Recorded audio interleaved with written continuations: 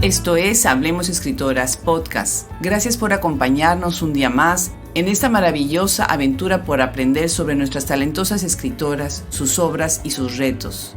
Yo soy Adriana Pacheco y hoy conversamos con la poeta y ensayista Minerva Reynosa.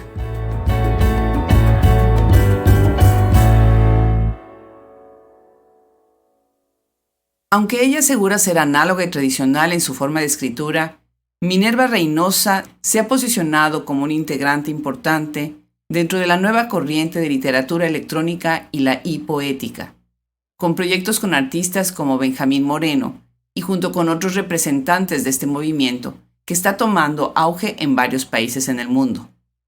Nacida el 31 de marzo de 1979, Minerva tiene un doctorado en Ciencias Sociales en el prestigiado Colegio de Michoacán. Algunas de sus obras son Una infanta necia, Harakiri Plaquets 2003, Hemotoma con arte 2007, La íntima de las cosas, Mantis Editores 2007, Atardecer en los suburbios, Fondo Editorial Tierra Adentro 2011, Fotogramas de mi corazón conceptual absolutamente ciego con arte 2012 y Mamut, app de videojuego, Concretuns Cartuchera 2015, entre otros. En este episodio de Hablemos Escritoras Podcast nos vamos al estado de Guanajuato, en México, para platicar con una poeta, gestora cultural, ensayista, traductora y experimentadora digital. Bienvenida, Minerva Reynosa, muy interesante tu perfil. Bienvenida a Hablemos Escritoras Podcast. Hola Adriana, muchas gracias por la invitación y bueno, saludos a ti, a la distancia y a los escuchas. Pues encantadísima.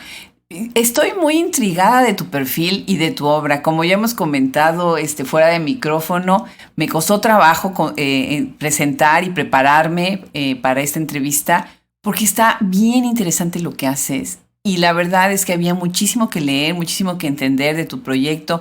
Cuéntanos un poco, tú tienes estudios de doctorado en Ciencias Sociales. Platícanos primero de tu carrera para que después entremos de lleno a tu obra. Perfecto. Bueno, yo estudié, soy orgullosamente educación pública, desde el kinder, pues, estudié en escuelas de la SEP y después estudié la licenciatura en Letras Españolas en la Universidad Autónoma de Nuevo León. Ahí comencé a escribir y conocí a poetas como José Javier Villarreal o Minerva Margarita Villarreal, sobre todo Minerva, con la que establecí más contacto, y ellos mismos me presentaron al que sería después mi asesor de la tesis en el Colegio de Michoacán, en el maestría y doctorado, el doctor Herón Pérez. Fue como me involucré en la investigación, digamos, no investigo del todo, pero me interesó hacer este posgrado. En el Colegio de Michoacán, entonces. Pero después tu obra se fue moviendo a cuestión más experimental, ¿no? Y en alguna de las descripciones que leí sobre ti, de las biografías que existen sobre ti, se usa el término experimentadora digital. ¿Qué es una experimentadora digital? Bueno, de entrada voy a contestar de cómo fui yendo hacia esa poética un poco más experimental, entre comillas. Bueno, yo aprendí de mis maestros de la manera tradicional en los talleres a escribir poemas. Después hay un grupo de poetas que me maravillaron, que fueron los neobarrocos, y a partir de ellos, bueno, conocí a José Coser y él como me dio la pauta, me metió así la cosquillita, que tenía que empezar a leer gente más aventada, más arriesgada. A partir de ahí me interesé. Ahora, lo de la experimentación digital, bueno, yo tomo el concepto de experimentación de Marjorie Perloff cuando dice que no es un concepto correcto, digamos, para ese tipo de escrituras arriesgadas, pero en el caso de experimentadora digital, sí, porque yo soy súper análoga, estoy muy alejada del uso, pues, de la herramienta tecnológica en mi escritura, porque yo escribo normalito, como antes, pero me he involucrado en el trabajo digital, bueno, con Benjamín Moreno, que hicimos la dupla de Minerva, que primero fue mi novio y ahora ya es mi esposo, y bueno, a partir de eso entender cómo es el lenguaje, más bien cómo son los procesos en los que los artistas digitales se involucran, en este caso, con la literatura, con la poesía y pues con mis poemas. Muy interesante porque eso es lo que se ve, el gran peso que tiene el lenguaje en tu obra, el uso precisamente de lo que son la grafía, no nada más la cuestión sonora, sino también la grafía. Utilizas más que nada el lenguaje, siento yo, como si fuera un marco, ¿no? En donde estás empezando a jugar desde el principio de tus poemas, ¿no? Con la dimensión sonora de las palabras, con el font que cambias a mayúsculas, minúsculas, abierto, cerrado, ¿no? Más espaciado, ¿no? Muy interesante, muy gráfico, muy vanguardista. Me hace pensar mucho precisamente en estas poesías de la vanguardia, y ahorita que estás mencionando el neobarroco, bueno, pues obviamente también pensar en todos los escritores que han utilizado este género, ¿no? Para ti, entonces, ¿qué es el lenguaje? ¿Y de qué manera el lenguaje te sirve a ti para expresar lo que quieres expresar? Mira, de entrada veo el lenguaje como una cosa que es súper difícil, o sea, cuando hablamos de, ay, la poesía es lenguaje, pues en realidad el lenguaje somos nosotros. Dice Mario Montalbetti que, por ejemplo, no podemos juzgar un poema porque estamos siendo juez y parte, ¿no? Porque la poesía se escribe con lenguaje y el lenguaje está lleno de poesía. Entonces yo veo al lenguaje como más bien episodios que están llenos de experiencias, lo veo como bloques, es ritmo, es sentido, memoria cultural. Entonces, sinceramente, para mí es muy complejo. O sea, sí, entiendo que es el lenguaje, le damos la definición del diccionario, pero en realidad para mí al momento de escribir, el lenguaje es todo lo que soy yo. Entonces, toda digamos, mi experiencia y mis emociones vertidas en ciertas palabras que van teniendo sentido y van chocando sonoramente. Así lo veo yo, como una lucha entre lo que soy, lo que será y lo que se enunciará. Qué interesante. Hablando tanto del lenguaje y de la importancia del lenguaje, bueno, y además asumiendo que tú estás escribiendo en español, una de las cosas que me llama muchísimo la atención es que tu obra ha sido traducida a varios idiomas. Y has incursionado muchísimo, por ejemplo, en países europeos, ¿no? Con alianzas, con grupos, con comunidades. ¿Cómo funciona primero estas redes que has creado y por Sí. otro lado, cómo han funcionado las traducciones? Porque una obra tan apegada precisamente a este sentido magnificado de lo que es el lenguaje, en esta dimensión sonora tan importante que estás usando de las palabras, pues está siendo traducida, ¿no? Platícanos. Sí, bueno, en estas redes yo empecé bueno, en Monterrey, cuando yo empecé a escribir ya bien, en el 2000 conocí a dos escritores jóvenes que son parte de mi generación, Oscar David, que él sigue escribiendo, y Gaby Torres, que es narradora. Los dos siguen escribiendo. Con ellos formamos un grupo que se llamó Harakiri Plaquettes y nos empezamos a publicar. Uh-huh. Yo en 2013 publiqué mi primera plaquetita. Después me involucré con ellos a realizar un encuentro de escritores jóvenes del norte y años después, como 2 años después, era del norte y sur con los Estados Unidos. Entonces ahí empezamos, bueno, era la época de los blogs, entonces a partir de los blogs empezamos a conectar otros poetas, otros escritores, bueno, escritores en general porque eran narradores, ensayistas, poetas de la zona norte del país. Entonces fue bien rico porque a partir de esos primeros encuentros con como gente como Amaranta Caballero, Patty Blake, Sara Uribe, bueno, y otra, Omar Pimienta, mucha gente que yo, o sea, que yo no imaginaba que se estaba escribiendo, como por ejemplo en Chihuahua, no en Chihuahua, en la capital, sino en otros municipios. Entonces fue bien interesante. A partir de eso, con esas conexiones que hice, conocí gente del extranjero, o sea, que estaban traduciendo a otras colegas, a otros colegas, y a partir de eso, pues me fui involucrando. Específicamente, bueno, me tradujeron al sueco, Magnus, sí, Alemania, me tradujo para Latinale Enrique Volte y Tabea Hut. En Estados Unidos me traduce una chica que se llama Estalina Villarreal. Y en francés me tradujo una chica que se llama Laureline Saint-Marie, que está en Marsella. Ella fue bien amiga mía Pero todas estas traducciones surgieron a partir de la visita que tuve en estos países y bueno, un poco como, pues como reto también de estas personas que de estos traductores, que además son, casi todos son escritores, que querían que mis textos se leyeran en su lengua y más bien yo veo las traducciones como un acto de amabilidad que ellos quisieron como expandir mis lectores.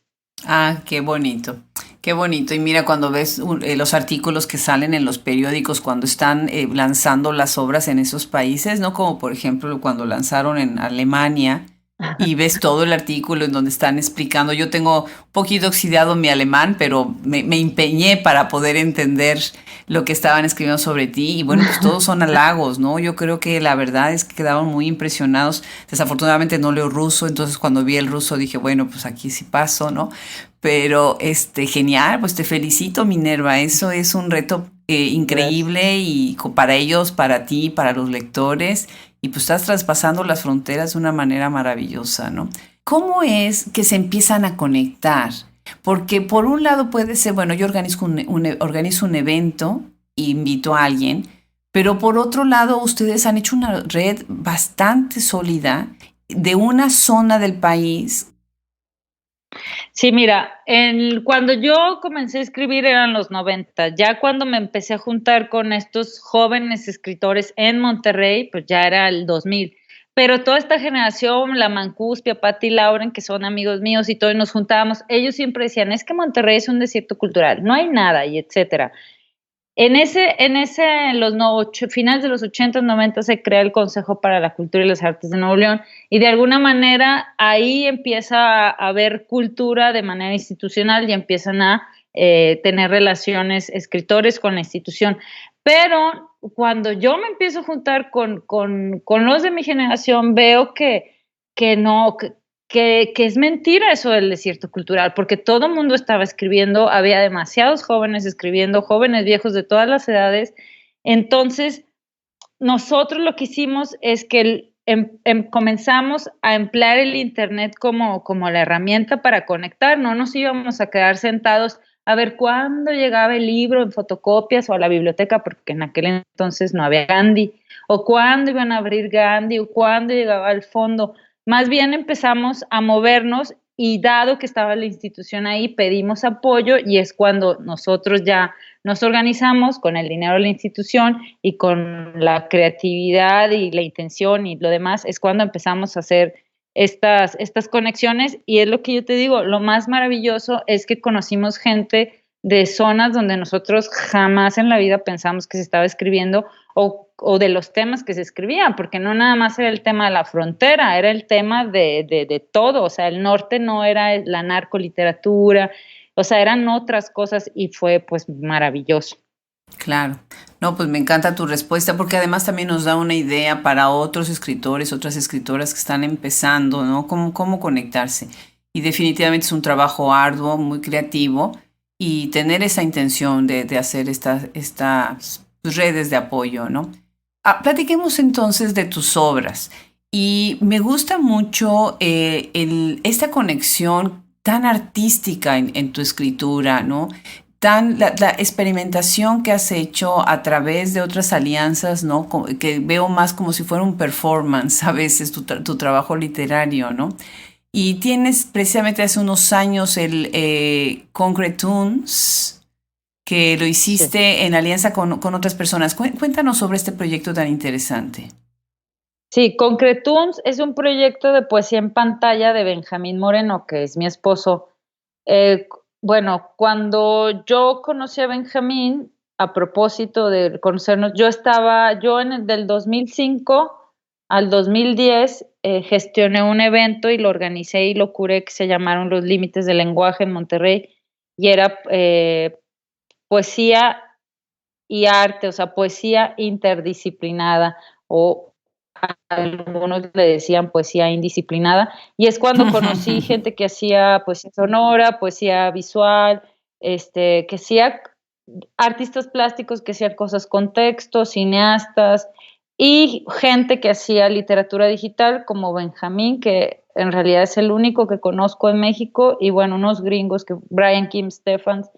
Y bueno, esa fue como la primera etapa de Benjamín. Cuando yo lo conocí, con él comenzamos a hacer este proyecto de textual, visual y tecnológico que se llama Venerva, y a partir de ahí yo empecé a colaborar con él, pero yo colaboro solamente en el texto. Yo leo en voz alta, hago los textos y obviamente me involucro un poco con la parte del imaginario de la pieza, pero toda la chamba, digamos, en la computadora y, por ejemplo, en el Mamut, de la creación de videojuegos, la paleta de color, toda esa la ve Benjamín, que él estudió en Brown University en literatura electrónica, y ahí aprendió un montón de cosas. Entonces, él es el especialista en esa parte, digamos. Es un proyecto muy padre, muy interesante, la verdad que sí. Y tienen esto también, el proyecto Mamut, que te agradezco muchísimo. Me mandaste tus libros, me encantaron. Me encantó el formato, me encantó el tamaño, me encantó, por supuesto, el contenido. Tu primer libro, el primer libro que yo tuve tuyo, se llama Atardecer en los suburbios. Ese lo tengo desde hace muchos años, lo leí hace muchos años, fue un obsequio precisamente de Marisela Guerrero. Ella fue la que me introdujo a tu obra, y me quedó mucho el gusanito de seguirte leyendo. Platícanos, bueno, ya que fui a la pantalla y que conocí el proyecto Mamut y después vi el libro, sí, pues es muy interesante cómo dialogan uno con otro, ¿no? Entonces, ¿nos quisieras platicar sobre este primer proyecto que tienen, bueno, este proyecto que tienen ustedes, que es Mamut, y el libro se llama Mamut and Hiva Itai, publicado por la Universidad Autónoma de Nuevo León? Sí, Jinba Ita es un concepto que tienen los japoneses y que utiliza la Mazda, la de los coches, para referir al jinete y su caballo como una identidad. Y ellos lo toman para decir que el coche y el hombre contemporáneo son uno solo, o sea, sus coches, los coches Mazda. Ajá. Bueno, sí. El comercial estuvo bueno. Sí.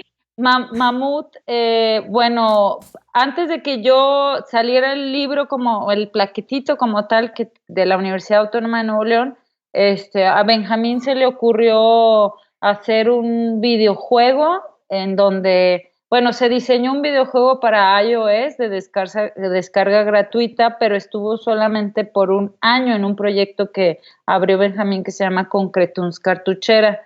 Y bueno, yo le di los textos y la idea era, bueno, el objetivo del videojuego es que la gente descargara y que tuviera una excusa para hacer el juego y terminar el juego, que era esta excusa de la lectura. Pero el videojuego está diseñado como los videojuegos ochenteros, en 18 bits, no me acuerdo, como los de Mario Bros. Y eso. Sí. Y bueno, lo visual también, bueno, es un poco, Benjamín ahí fue muy juguetón. En ese entonces, es una cosa bien de contexto. En ese entonces yo estaba a dieta, en un proceso ahí de alimentación bien extremo. Entonces él dijo, claro, a mí me encantan las playeras estas de rayitas, siempre ando de rayas. Dijo, claro, te voy a montar en un mamut y tú vas a estar peleando entre todas esas cosas que no podemos comer, como las pizzas, las chelas. Y bueno, básicamente es un juego que, como cualquiera, que se interactúa, y al final, pues el chiste era que al final de que la monita que está trepada en el mamut mata a estos aliens, al final se despliega el poema y ya se puede leer completamente. Y son, creo, como 7, 10 poemas, pero yo nunca lo pasé. Mucha gente no lo pasó porque yo no soy gamer, él sí, entonces creo que la dificultad era como para su nivel. Interesante. Salió, bueno, me imagino que debe haber sido un boom en el momento, porque incluso salió en El Norte publicado, 20 de agosto de 2015. Hay una nota de Teresa Martínez que dice, para leer un poemario hacen videojuego. Y después lo describe así, ¿no? Este videojuego recuerda a los años 80 por sus figuras pixeleadas y su música de sintetizador. Solo que en vez de puntos o monedas, la recompensa son letras. Se me hizo genial, ¿no? Esta idea del videojuego. Y obviamente, bueno, para la gente de ciertas generaciones, Mario Bros. Y la música de sintetizador es básica, ¿no? Y todos los gamers que son, bueno, pues súper fanáticos, ¿no? ¿Qué te parece si empezamos leyendo un fragmento de tu obra? Me gustaría abrir con Atardecer en los suburbios y nos puedas convidar una lectura de este libro.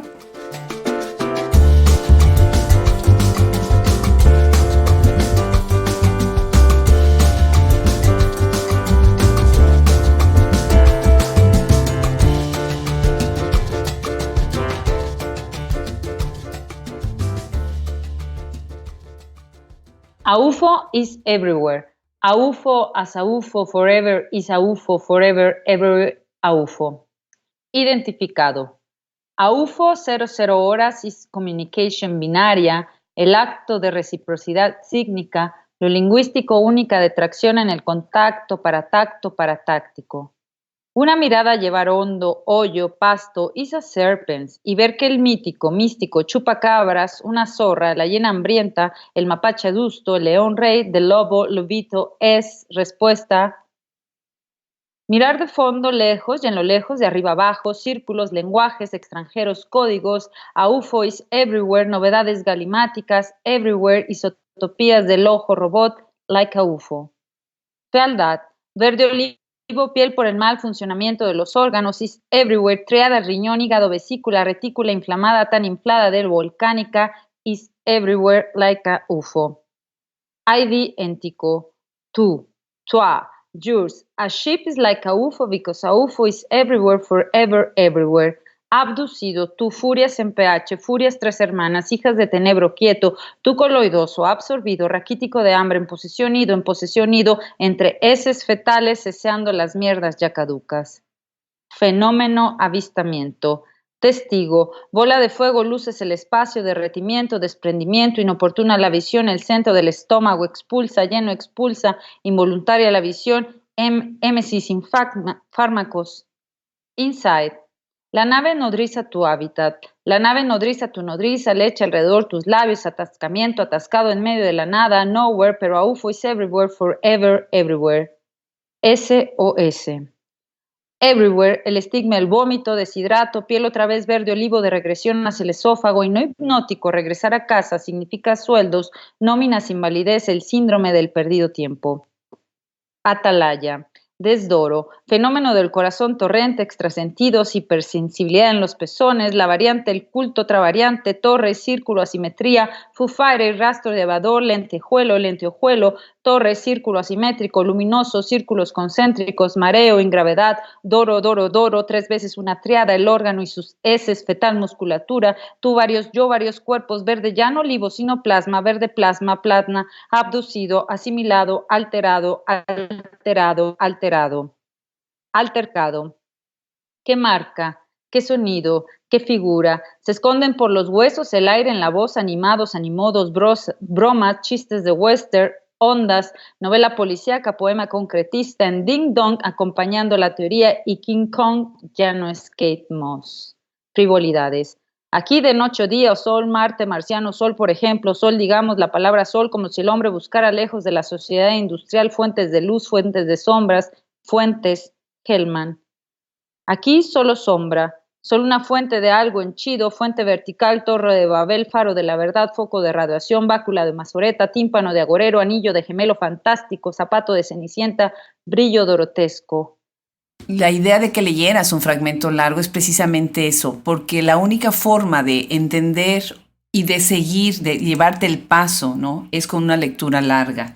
Me encanta este fenómeno de intermitencia, ¿sí? Esta lectura intermitente que nos lleva a una necesidad de leerlo en voz alta para poder precisamente tener este ritmo. Las figuras de cómo estás pasando de un tema a otro en una forma, en una estructura como de letanía. ¿Qué es esto? Platícanos de Atardecer en los suburbios. ¿Cuál es la idea? ¿Desde dónde viene el ritmo de hacer una lectura en voz alta? Bueno, Atardeceres en los suburbios es un libro que habla de la ciudad, pero hay, digamos, ciertos poemas que son la columna vertebral del texto. Cuando yo comencé a escribir Atardeceres en los suburbios, pensé en trabajar con motivos poéticos muy específicos, en este caso con una canción de Amy Winehouse, la de I'm Not Good, y tomé versos de la canción y bueno, al traducirlos al español, aunque dice la traducción literal, comencé a generar estos poemas que sí tienen estos fragmentos que se repiten, que son esta letanía que está reiterando. Eh, a partir de estos motivos y de cómo funcionan los estribillos en este caso de canciones del pop, pues, de las que están en el radio, que todo el mundo escucha en una fiesta, en un bar, etcétera.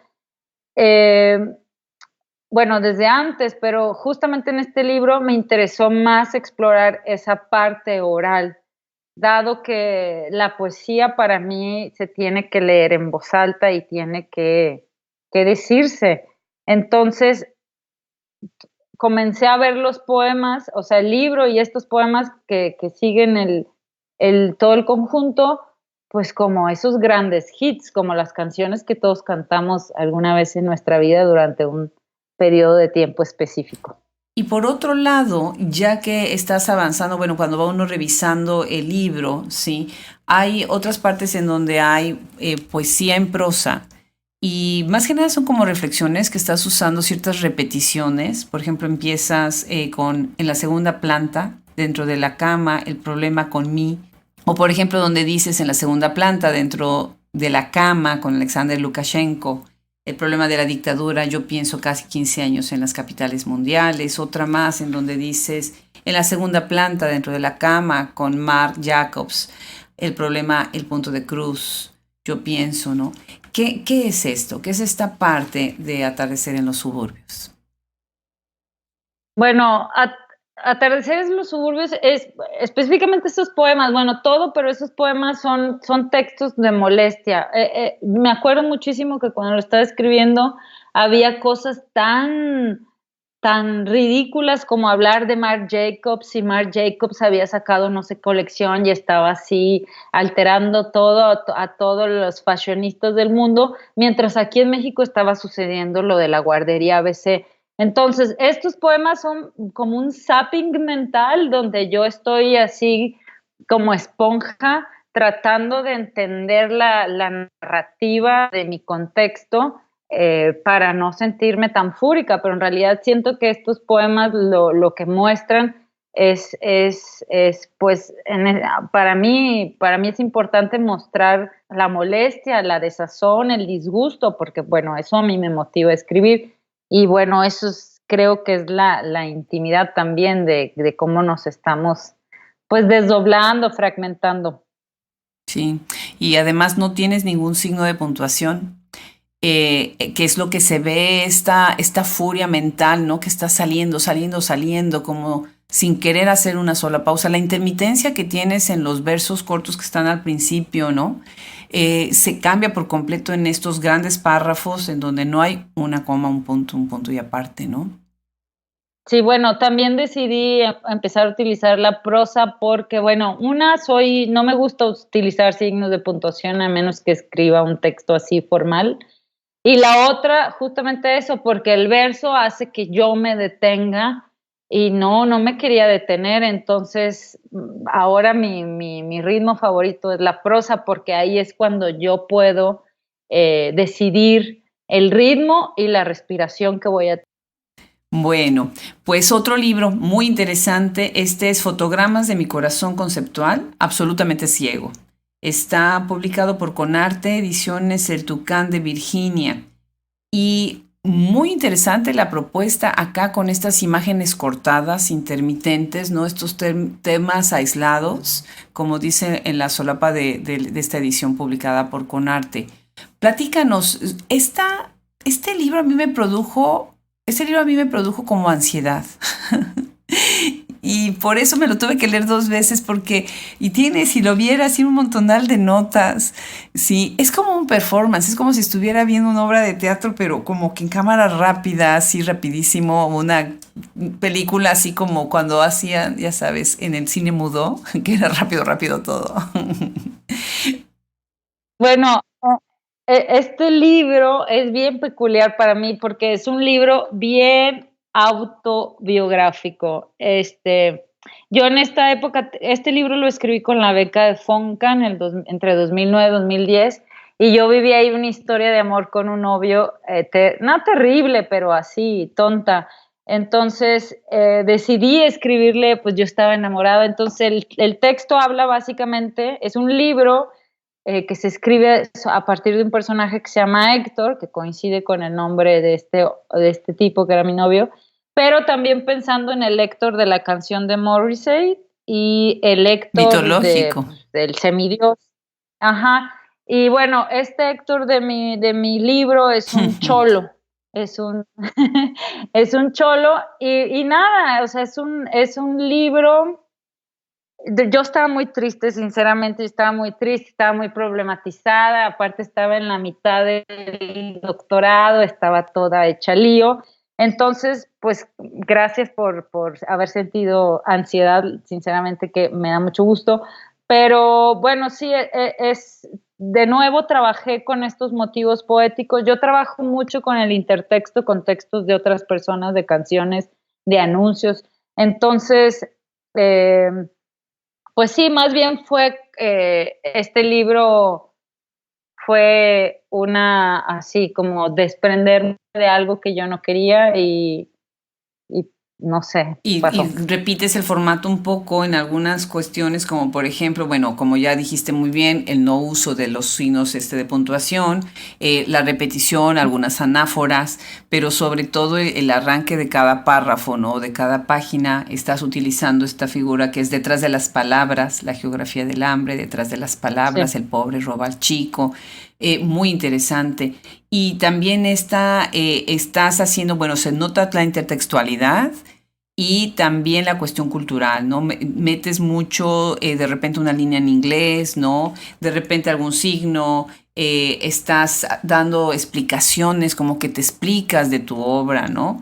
Dentro de la misma obra, como si fueran explicaciones de diccionario, ¿no? Es muy interesante que de repente haces una pausa y dices, bueno, detrás de las palabras, poema a la sinceridad, poema ontológico, abres corchete y viene la Mm. explicación, ¿no?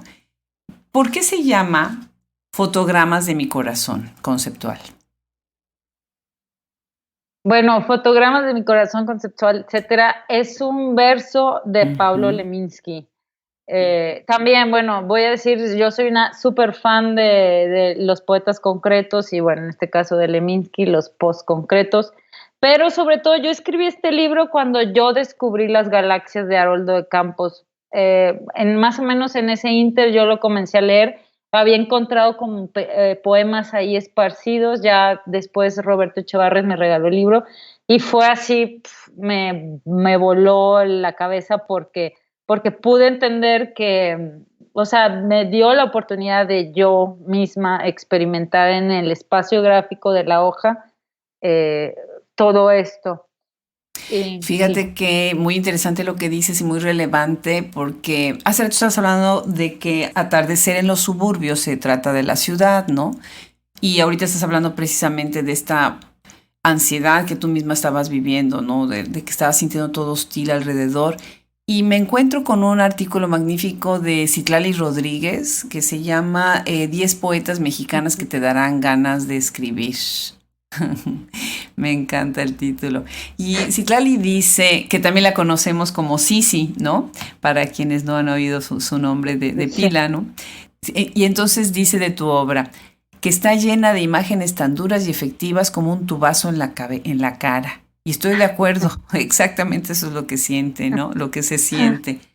¿Cómo es? ¿Cuáles son tus inspiraciones? Ya hablaste ahorita de tus lecturas, de cómo estuviste siguiendo, cómo has seguido precisamente ciertos grupos, sobre todo de poesía muy vanguardista y demás. ¿Cuáles son los textos a los que siempre regresas y cuáles han sido desde tu inicio tus inspiraciones? Mira, me encanta, por un lado, el slang. Yo soy súper mal hablada, solo que aquí me contengo. Hablo mucho slang, me encanta el slang. O sea, por ejemplo, en el norte, en Monterrey, hablamos un slang muy específico, pero siempre que voy a otros lados estoy así como interesada. Me encanta el slang, me encanta el lenguaje de la baja cultura. Pero mis lecturas de siempre, me encanta el Siglo de Oro español, son de mis lecturas. Yo me acuerdo que en quinto de primaria la maestra nos ponía a leer a Góngora y a Quevedo, aunque por supuesto yo no lo entendía. Siempre, Gerardo Denis es uno de mis pilares, Mario Montalbetti, Rosario Castellanos, Marosa. Me gusta leer a gringas como Juliana Sparla, adoro. Entonces, por un lado, sí tengo a mis lecturas de la alta cultura, muy de la poesía, de cierta línea, los concretos, los neobarrocos, el barroco, pero también me gusta, me alimento de las canciones y también de las canciones con las que yo crecí, que eran las del radio, que determinó pues cierta eh, educación sentimental como las de Yuri y Emanuel. Sí, esas son, son indispensables. Pues muy interesante. Bueno, tienes un libro que se llama Larga Oda a la Salvación de Osvaldo. Sí. Y en la contraportada dice, Larga Oda a la Salvación de Osvaldo es un libro escrito a 4 manos por Minerva Reynosa y Sergio Ernesto Ríos. Platícanos sobre este libro de poesía publicado por la Universidad Autónoma de Nuevo León, Sí. editorial universitaria de la universidad. Cuéntanos sobre este libro. Bueno, este libro acaba de salir en este año 2019, pero yo lo escribí con Sergio hace como 10 años. Cuando lo conocí fue así maravilloso porque nos gustaba en ese momento leer lo mismo. Y él es súper apasionado de la poesía, traduce un montón y es un tipo muy culto. Entonces, pues nada, nos juntábamos, como no vivíamos, él vive en Toluca, yo en ese entonces vivía en Michoacán. Nos veíamos entre Monterrey, DF, Toluca, Michoacán, y un día fue a visitarme y nos pusimos a escribir este texto. Yo creo que lo hicimos en un día. Yo siempre he dicho que la experiencia de escritura en mí al menos es estar como en un viaje de ácido específicamente. Y ese día es cuando yo vi cristalizada esa parte, sin ningún tipo de drogas. Experimentamos así que toda esa emoción juvenil de tener todas estas emociones y que confluyera tanto el conocimiento como la emoción. Entonces fue súper lindo y fue muy rico y me gustó mucho trabajar con Sergio porque es una persona que tiene un montón de lecturas y estuvo bien platicar. ¿Qué te parece, Minerva, si nos lees precisamente un fragmento de este libro, Larga Oda a la Salvación de Osvaldo?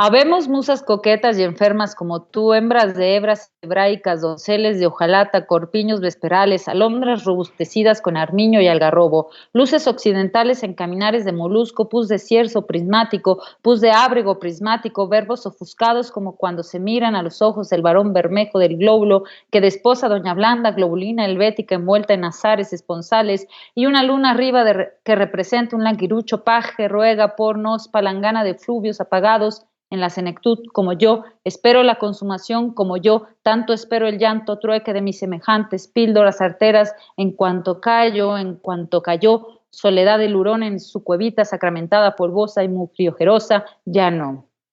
Al psiquiátrico, con los pulsos zanjados que nadie puede hacerse ilusiones salvo aquellos capaces de soportar el bagre, o mejor dicho, el misterio del bagre, que consiste en embarrarse bagre, en aguas hasta hace poco frecuentadas por ballenas, ballenadas.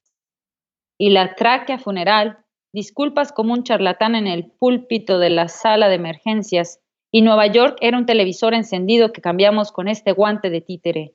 Cantamos largas odas al furor racional que no habita el mundo. Todo sujeto en tránsito poético acapara la rima de tu ánima, Padre celestial de los pies sangres ligeros, brama de la cálida tirana, resoplo del canto amargo, pierna esbelta. Muy interesante.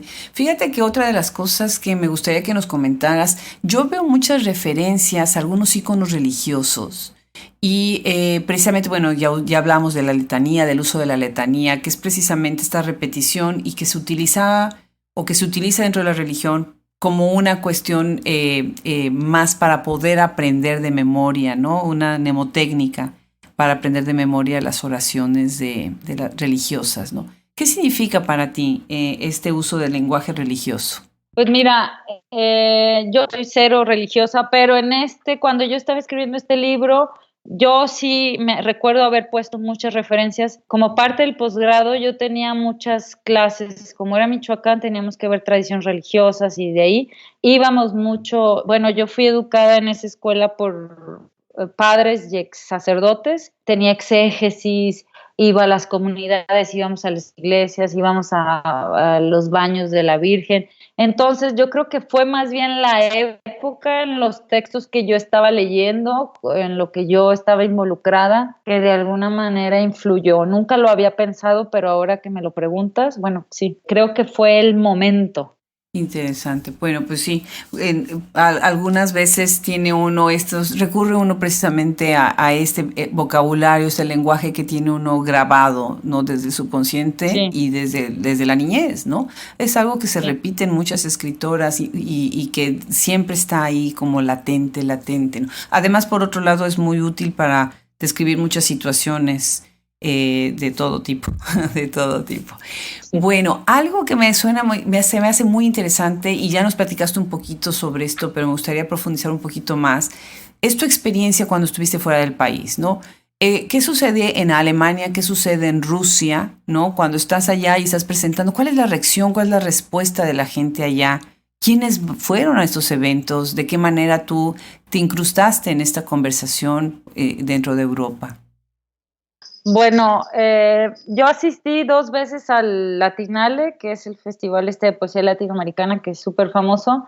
Y en Latinale, bueno, ya hay un público muy, muy específico, pero pues fue rico, sobre todo, bueno, siento que siempre los traductores tienen chamba como doble o triple, porque pues la traducción, ya sabes, no se cumple nunca, pero, en, pero creo que fue muy grato, eh, sobre todo para los lectores hispanoamericanos, a la gente que asistió, fue grato. En Latinale, bueno, como hay un público ya específico, pues ahí no se batalló nada. En Rusia sí fue más peculiar, pero lo que sí me di cuenta en Rusia es que estaban un poco menos sorprendidos porque los poetas rusos que yo vi esa vez que leí son súper, súper oposicionales, como diría Marjorie Perloff. Son muy experimentales, son muy arriesgados, como que sí traen toda la tradición. Pues sí, sí siempre que asistes al extranjero, siempre ha sido súper rico. En mi perspectiva, los que más se sorprenden son el público estadounidense, siempre se emociona más y se sorprende más. Qué interesante, muy bien, pues felicidades, ¿eh? La verdad es que han de haber sido experiencias muy interesantes y que van a seguir, ¿no? Platícanos un poco sobre tus proyectos ya para cerrar esta conversación y en qué estás trabajando ahora, cuéntanos. Mira, ahorita estoy escribiendo unos poemas para un compositor estadounidense que se llama Sean Griffin, que produce óperas y espectáculos así musicales. Voy a trabajar con un texto para él va a trabajar con Iván Manzanilla, que es un percusionista mexicano muy, muy famoso, y bueno, va a hacer una pieza Sean, entonces yo le voy a le estoy haciendo el texto. Estoy estudiando voz porque quiero hacer unos performance, pero ya mejor pensados y quiero trabajar más con mi aparato fónico, nada más que está súper difícil. Vaya a educar otra vez al diafragma y todo eso. Bueno, estoy con Benjamín, ya escribí, pero estoy haciendo cambios en un texto sobre videojuegos para una exposición en Oaxaca en noviembre, en el Museo de Arte de Oaxaca. Es poesía expandida. Básicamente doy talleres de sensibilización, de escritura, de poesía, y bueno, trabajo mi chamba real, que doy clases, cuidando a mi hija y hacerla de todo un poco. Qué increíble, pues sí se ve que estás, pero bien ocupada, bien activa y con nuevos proyectos. Qué interesante. Sobre todo esto que dices de la voz y de utilizar este otro recurso que es pues precisamente la voz, ¿no? Pues felicidades, Minerva, muy interesante tu propuesta. Yo invito a todos los que nos escuchan, por favor, busquen la obra de Minerva Reynosa, no se la pueden perder, tienen que leerla, tienen que buscarla en internet. Es una gran propuesta de lo que son las nuevas generaciones de escritoras. Muchísimas felicidades, Minerva. Muchas gracias, Adriana. Fue un gusto. Qué generosa. Al contrario, un abrazo grande desde Austin hasta allá, hasta Guanajuato. Come sabroso comida mexicana. Sí, gracias. A tu salud.